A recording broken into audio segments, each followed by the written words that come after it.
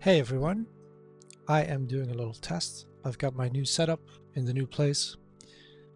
So now I have the dual monitor setup. I've got my OBS going. I've got this one plugged in. I've got an AC running. I just wanted to make sure everything's working. There's music playing, so make sure everything is working and doesn't get picked up. Got my green screen thing, GIF, and I am eager to make some designs. So since the move, I haven't really touched Unreal Engine, and I had a couple of looks at it. I just plays and decided I'm happy with what I've got instead of overhauling it again, but I really need to start making my own art. So that is kind of what we are doing here. I got this little guy. This came with the course. This background came with the course. And kinda need to make my own art. My own little monsters, you know, my own stories. And that can be done mostly outside of Unreal for now.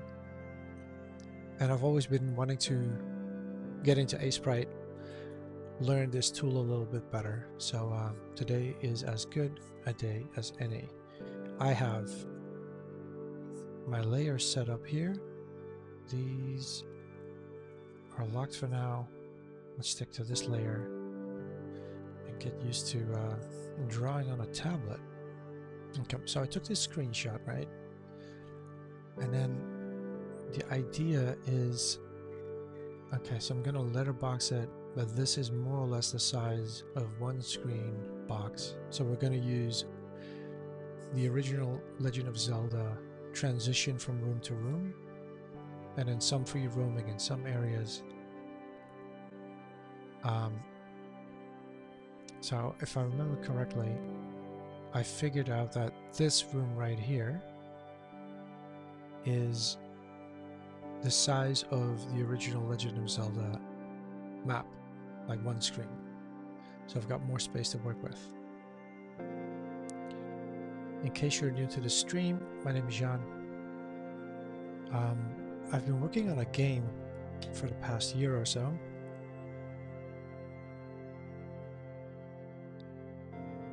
Been learning how to make this little game in Unreal Engine. You might think that's overkill. Unreal Engine can be used for lots of things, including little 2D games. And what better way to learn, you know, basic game design, right? I only have so much time in my spare time, so I try to make the most of it. And if you want to see this in action, please check out some of the earlier videos on this channel. But let's get going. Okay, so layer. So I don't even know where is my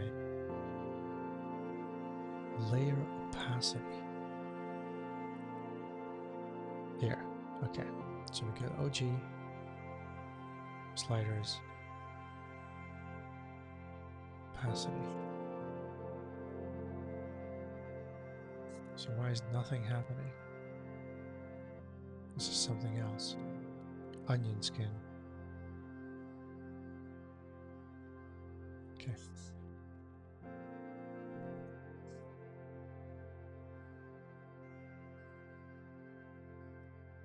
Okay, this is not looking for. Oh well. Alright, let's switch cameras here for a second. Let's switch microphones. So what I'm doing here is, can't even draw. I'm actually trying to just get my hands warmed up, and I need to replace all the art that we see on screen, so I need to lay down a grid for the perspective, right?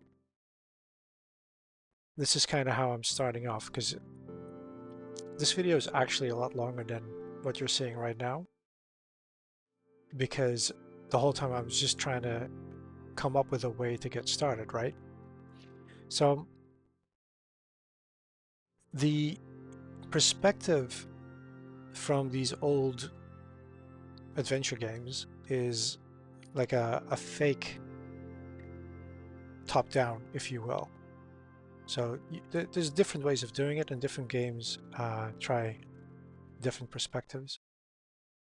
I've thought of it as well, but there's something about this, and I've always wanted to make a game like this, that for the sake of limiting myself so I can speed up the process of making a game, I'm going to stick to this one.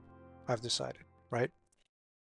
Now, because the screenshot that you see is the size of a single screen in my game, I just put these red boxes that I can build a grid and then see if I can find the correct layer.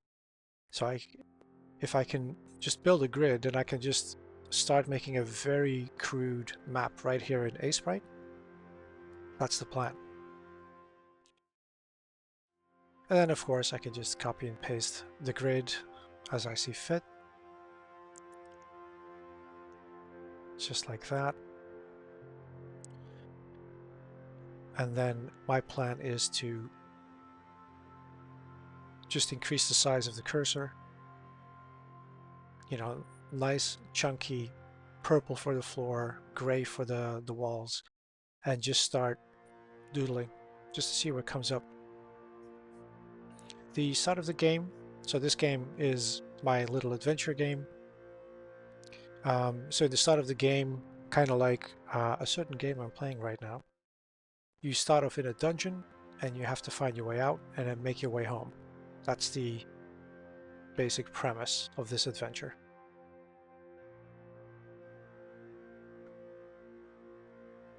So here I start drawing. Again, it's very crude. So I hope you're not expecting top-notch pixel art. I hope one day I'll be able to make that, but that's not this one. So I just explained to you about this like fake 3D perspective, but there's all sorts of things that you can do to lead into that and switch between different perspectives. So I'm actually starting off with like more of a side scrolling, and then once you move inside, it becomes more of a top-down.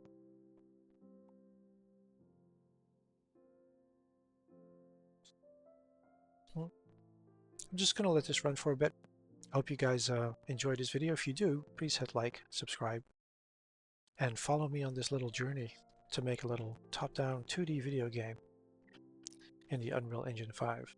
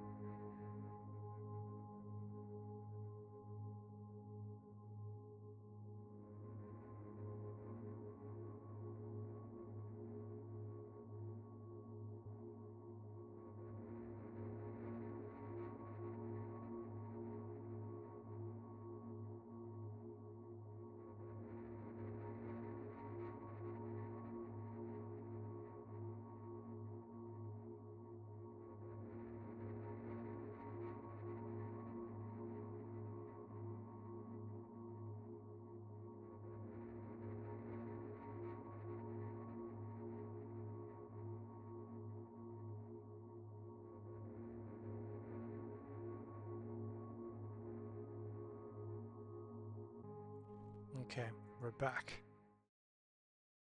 So for this next part, what I actually end up doing is having a look at all the asset packs that I got on itch.io. There's an artist, Anoko Lisa. She's pretty good. I'm assuming it's a she. I don't know. And so I got these packs like really cheap, affordable, I should say. And what I wanted to do is just open them all up in Aseprite and then turn them into somewhat of a palette for me to copy and paste from.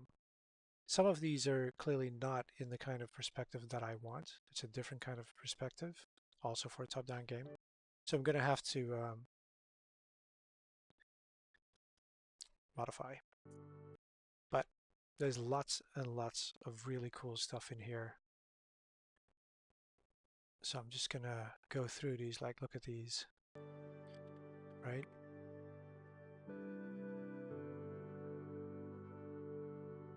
There's weapons, tons of weapons, different themed backgrounds that I just want to see if I can make them all work in one, or at least be inspired by and draw my own.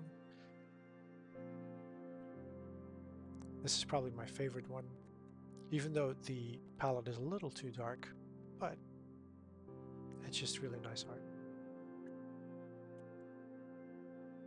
More weapons. They can go over here.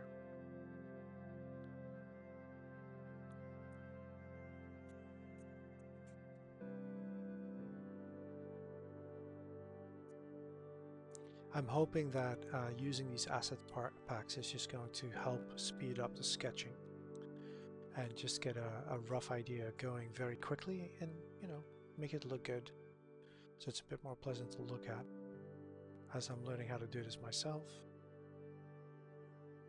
Yeah, this pack in particular is just awesome. Those doors, just the wood, very cool.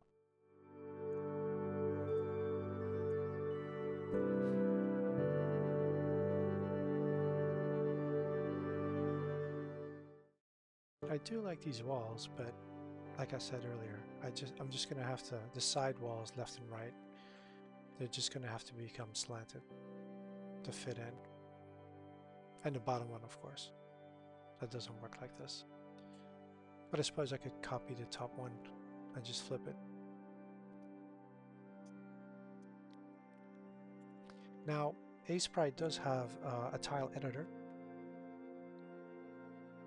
I have not messed around with that one yet. I really just want to get the rough going first, and then after that I suppose I could get into tiling proper, so I can import them tiles properly in Unreal Engine and then rebuild the whole map in Unreal Engine's tile map editor, which is a lot of work.